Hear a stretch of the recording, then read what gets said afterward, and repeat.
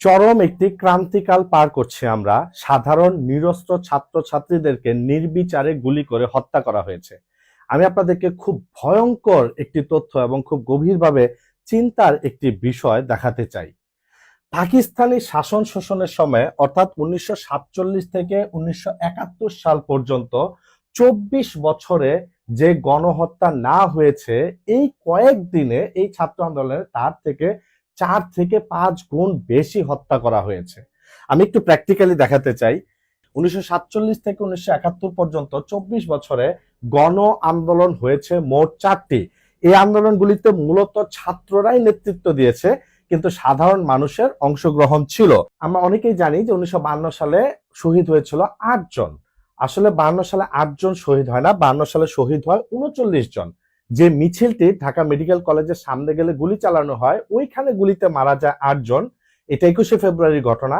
এরপর 22 ফেব্রুয়ারিতে কিন্তু সারা দেশব্যাপী আরো গুলি চালিয়ে আরো হত্যা করা হয়, আরো 31 জনকে হত্যা করা হয়। মোট 52 সালে শহীদ হয় 39 জন। 1962 সালে আইয়ুব খান যে শিক্ষানীতি দিয়েছিল, এই শিক্ষানীতির বিরুদ্ধে ছাত্ররা আন্দোলন করে। এই আন্দোলনের একটি পর্যায়ে 1962 সালের 17 সেপ্টেম্বর ঢাকা বিশ্ববিদ্যালয়ের শিক্ষার্থীরা এই আইয়ুব খানের দেওয়া শিক্ষানীতির বিরুদ্ধে একটি মিছিল বের করে।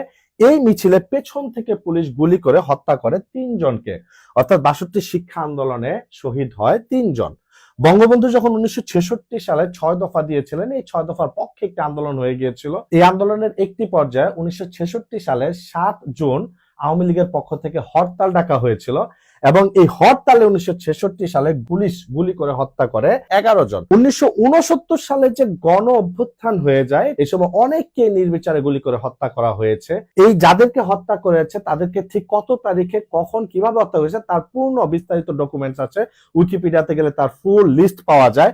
এই তথ্য অনুযায়ী 1969 সালে গণ অভ্যুত্থানে মোট শহীদ হয়েছে 53 জন। অর্থাৎ পাকিস্তানের এই 24 বছরের শাসন শোষণে আমরা দেখলাম মোট 4টি গণ আন্দোলনে শহীদ হয়েছে 106 জন। এমনকি 1990 সালে স্বৈরাচার বিরোধী এরশাদের পতনের জন্য যে আন্দোলন হয়েছিল, এই আন্দোলনেও কিন্তু শহীদ হয়েছে 12 থেকে 15 জন।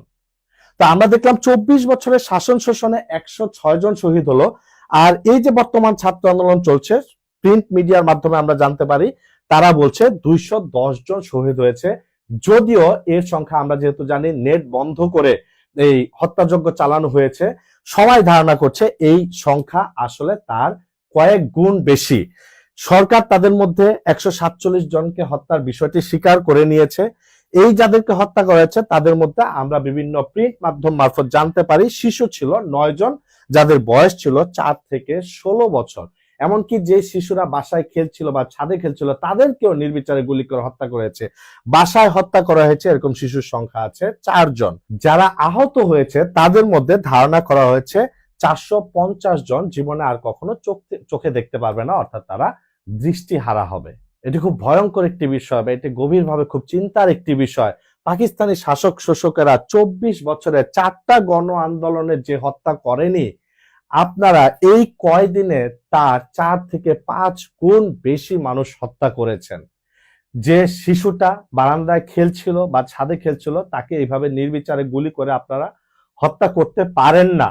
যে কিশোর পানি বিতরণ করছিল, নিরস্ত্র কিশোর, তাকে আপনি এইভাবে গুলি করে হত্যা করতে পারেন না। যে কিশোর নিজের জীবনকে বাঁচানোর জন্য নির্মাণাধীন ভবনের ছাদে আশ্রয় নিয়েছিল, লুকিয়ে রেখেছিল নিজেকে, সেই নিরস্ত্র কিশোরকে আপনি এইভাবে গুলি করে হত্যা করতে পারেন না। এটা অন্যায়। পাকিস্তান যেটা করেছে, যে 24 বছরে তারা যা হত্যা করেছে আপনারা তার চেয়ে কয়েক গুণ বেশি হত্যা করে ফেলেছেন। এটা অন্যায়, এটা আপনারা করতে পারেন না।